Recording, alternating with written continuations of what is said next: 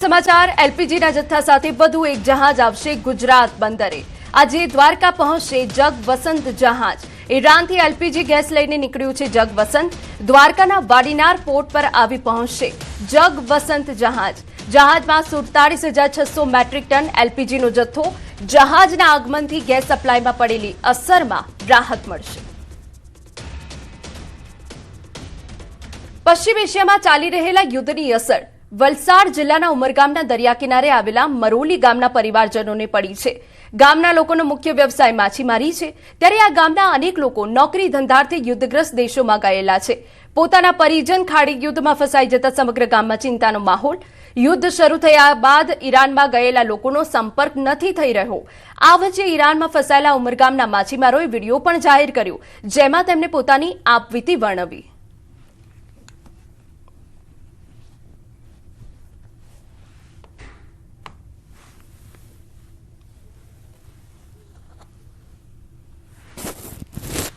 સાહેબ, અમે ઈરાનથી નવીન ટંડેલ બોલું છું। આ વિડીયો તમે જોઈ શકો છો, અમારા ખલાસી ભાઈઓ છે, થોડાક એમ તેમ ખોરવાયા છે પોતાના કામકાજે। આ અમારી બોટો છે, બોટ છે, આ બોટમાં અમારે રહેવાનું છે, એમાં જ અમારે ખાવાનું, રહેવાનું, સુવાનું। મારા હસબન્ડ ત્યાં ફસાયા છે અને અમારા મરોલી ગામના ભાઈઓ પણ ઘણા છે, તેમજ આપણા ઉમરગામ તાલુકાના 72 જેટલા ભાઈઓ ફસાયા છે। એ લોકોનું અહીંયા ત્યાંથી કોઈ ફોન કે એવું કંઈ આવતું નથી। પહેલા હવે થોડું ઘણું આવે છે, પણ એ બી કપાઈ જાય છે થોડી ઘણી વાત થઈને। અને અમારા ઘરમાં બધા ચિંતાનો માહોલ છે કે એ લોકો શું કરે છે, ત્યાં કેવો માહોલ છે, એ બધું ચિંતા થાય છે। ઇઝરાયલ ઈરાન યુદ્ધને કારણે અનેક દેશોમાં યુદ્ધ જેવી પરિસ્થિતિ સર્જાઈ છે। આથી આંતરરાષ્ટ્રીય હવાઈ મુસાફરીમાં પણ અનેક દેશોમાં કટોકટી છે, અટકી છે। પરિણામે પ્રવાસી કે નોકરી ધંધે અન્ય દેશોમાં ગયેલા અનેક ભારતીય પરિવારો આવા યુદ્ધગ્રસ્ત માહોલમાં ફસાયા છે। મરોલી ગામના પરિજનોમાં ચિંતાનો માહોલ છે। આવા માહોલમાં ગામના અગ્રણી અને તેમના સ્વજનો સહી સલામત ઘરે પરત ફરે તે માટે સરકાર મદદ કરે તેવી માંગ સાથે સ્થાનિક કક્ષાએ રજૂઆતો કરી છે। હાલની પરિસ્થિતિમાં તેઓએ એક વિડીયો જાહેર કર્યો અને ખરેખર હૃદય દ્રવિત થઈ ગયું અને એમની વાતોથી ચિંતાનો માહોલ છે। એમના પરિવારજનોમાં ઘણો ચિંતાનો માહોલ છે। ગામ પણ સતત ચિંતિત છે। અમે એમની સાથે પડખે છે, પણ સરકારશ્રીને ફરીવાર અમે નમ્ર રજૂઆત કરીએ છીએ કે વહેલામાં વહેલી તકે એમને પરત લાવવા માટે જરૂરી પગલાં લે। અમે બધા જ ધારાસભ્યશ્રી માનવેન્દ્રસિંહ અને આપણા સાંસદ સભ્ય ધવલભાઈ સાહેબને પણ રજૂઆત અમે કરી જ છે। તો અમારા જે 72 જેટલા માછીમારો ત્યાં ફસાયા છે, તો એમની એક રજૂઆત એવી હતી કે ત્યાંથી એરપોર્ટ નજીક છે અને જે નજીકના એરપોર્ટ સુધી અમને લઈ જવાની વ્યવસ્થા સરકાર કરે તો અમે ત્યાંથી આવી શકે એવું છે।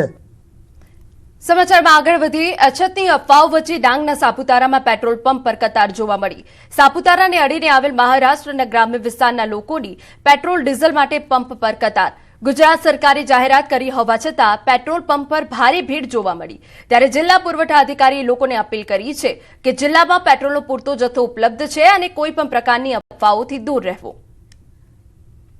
ડાંગ જિલ્લાની તમામ જાહેર જનતાને અનુરોધ કરવામાં આવે છે કે ડાંગ જિલ્લામાં કાર્યરત કુલ 9 પેટ્રોલ પંપ પર પેટ્રોલ અને ડીઝલનો પૂરતો જથ્થો ઉપલબ્ધ છે।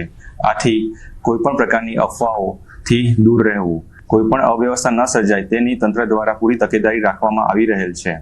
તેથી કોઈ પણ અફવાઓથી ગેરમાર્ગે દોરાયા સિવાય માત્ર ને માત્ર સરકારી રીતે જે માહિતી પ્રસારિત કરવામાં આવે તેના આધારે જ કામગીરી કરવી।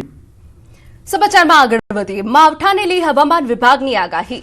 ભારે પવન અને ગાજવીજ સાથે વરસાદી આગાહી વ્યક્ત કરી। 29 અને 30 માર્ચના કમોસમી વરસાદી આગાહી।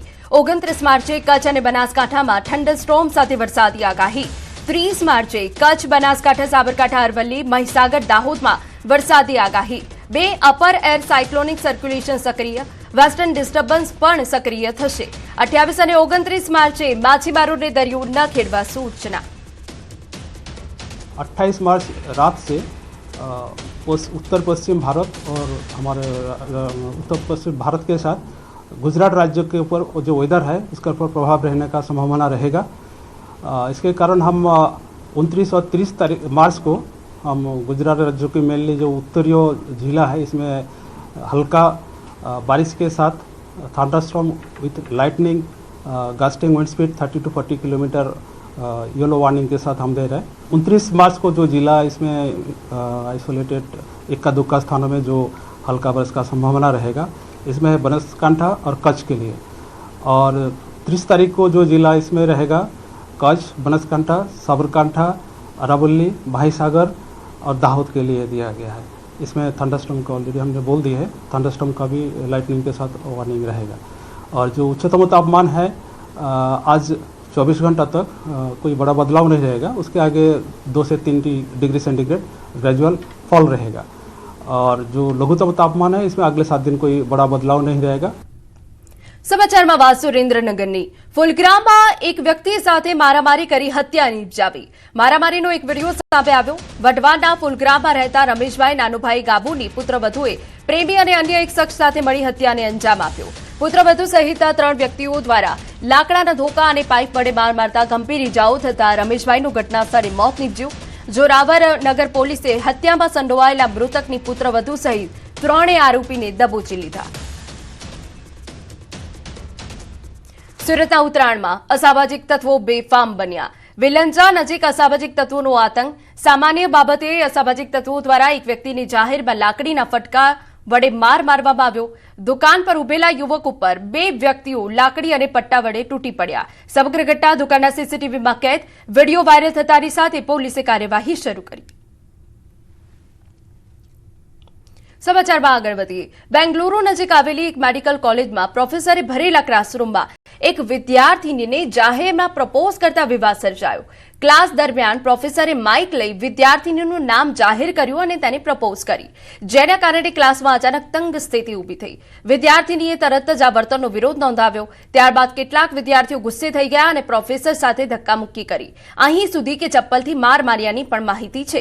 ઘટનાનો વિડીયો સોશિયલ મીડિયા પર વાયરલ થતા કોલેજ પ્રશાસને મામલાની શરૂઆત કરી છે। તપાસની અને શિસ્ત ભંગની કાર્યવાહી શક્ય માનવામાં આવી રહી છે। સમાચારમાં વાત વડોદરાની। રણોલી જીઆઈડીસીમાં આગ। મોડી રાત્રે કંપનીમાં ભીષણ આગ લાગી।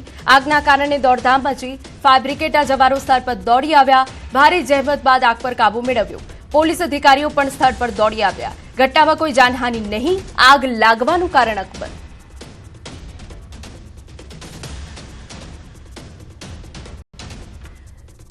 સમાચારમાં વાત અમદાવાદની। મોડી રાત્રે ફ્લેટમાં આગ લાગી। ગોતા વંદે માતરમ વિસ્તારની આ ઘટના છે। સાયન્સ સુપર ફ્લેટમાં મોડી રાત્રે આગનો બનાવ। ફાયર ફાઇટરે આગ કાબૂમાં લીધી। આગને લઈ અનેક લાઇટના મીટરો બળીને ખાક। બચાવ માટે એક વ્યક્તિને બીજા માળેથી ઝંપલાવ્યું। ઇજાગ્રસ્ત થતા સારવાર અર્થે ખસેડવામાં આવ્યો। અરવલ્લી મોડાસાના મોરા ગામે ડુંગર વિસ્તારમાં આગ। ડુંગર પર લાગે વિકરાળ સ્વરૂપ ધારણ કર્યું। આગના કારણે જંગલની વનરાજી બળીને ખાક। વન વિભાગના કર્મચારી ઘટના સ્થળે આગ પર કાબુ મેળવવાનો પ્રયત્ન હાથ ધરાયો। આગ લાગવાનું કારણ અકબંધ। સમાચાર વડોદરાથી। પાણીગેટ વિસ્તારમાં ગમખ્વાર અકસ્માત। બાઇક આઈસર ટ્રક પાછળ ધડાકાભેર અથડાઈ। બાઇક ચાલકનું ઘટના સ્થળે મોત નીપજ્યું। મૃતક મનોજભાઈ વસાવા કતારગો ગામના વતની હતા। ભયાનક અકસ્માતમાં ઘાયલોને સયાજી હોસ્પિટલ ખસેડાયા। પાણીગેટ પોલીસે ગુનો નોંધી તપાસ હાથ ધરી। બનાસકાંઠાના કાંકરેજના શિહોરી પોલીસ સ્ટેશન વિસ્તારમાંથી અફીણ ઝડપાયું। ઉભરી ગામે રહેણાંક મકાનમાંથી 1.102 કિલોગ્રામ માદક પદાર્થ અફીણ સાથે એક શખ્સની પોલીસે અટકાયત કરી। શિહોરી પોલીસે ટોટલ 5,51,000નો મુદ્દામાલ જપ્ત કરી। વિનોભા વાઘેલા નામના ઇસમની અટકાયત કરી। સમગ્ર મામલે શિહોરી પોલીસે એનડીપીએસ એક્ટ હેઠળ ગુનો નોંધી તપાસ હાથ ધરી। સમાચારમાં આગળ વધીએ। ઓન બેસ્તાન રોડની મદ્રેસામાં બુરખાધારી શખ્સનો આતંક। ચોરી અને આગજનીથી ચકચાર। સીસીટીવીમાં કેદ થયો બુરખાધારી શખ્સ। મોડી રાત્રે મદ્રેસામાં ઘૂસી આવ્યો હતો। 24 માર્ચે વહેલી સવારે 3:45 વાગ્યાની આસપાસ ઘટનાને અંજામ આપ્યો। મુખ્ય ગેટથી અંદર પ્રવેશ કરી સીધો ઓફિસ તરફ ગયો। દરવાજો તોડી ઓફિસમાં ઘૂસી તિજોરી અને કબાટને નિશાન બનાવ્યું. કુલ 8.45 લાખની મત્તાની ચોરી કરી, 7.50 લાખ રોકડ અને 4 મોબાઈલ ઉઠાવ્યા. તેમજ પુરાવાનો નાશ કરવા ઓફિસમાં આગ ચંપી કરી. દસ્તાવેજો અને ફર્નિચર બળીને ખાક. સમયસર આગ કાબૂમાં આવતા મોટી દુર્ઘટના ટળી. સમાચારમાં આગળ વધીએ. ગાંધીનગરના સાંતેજ પોલીસે દિવસ દરમિયાન ચોરી કરતી ગેંગ ઝડપી પાડી. 9 સભ્યોની ગેંગ પૈકી 7 શખ્સો પોલીસ સકંજામાં. ભંગાર વીણવાના બહાને રેકી કરી બંધ ઘરોને નિશાન બનાવતા 22 લાખના સોના ચાંદીના દાગીના અને મુદ્દામાલ જપ્ત કરાયો. સાંતેજ, માણસા અને અડાલજમાં ચોરીની ઘટનાઓનો ભેદ ઉકેલાયો. સીસીટીવી ફૂટેજ અને બાતમીના આધારે પોલીસે રિક્ષા સવાર ગેંગને રોકીને દબોચ્યા. ગેંગમાં એક કિશોર સામેલ, 2 આરોપી હજુ પણ ફરાર.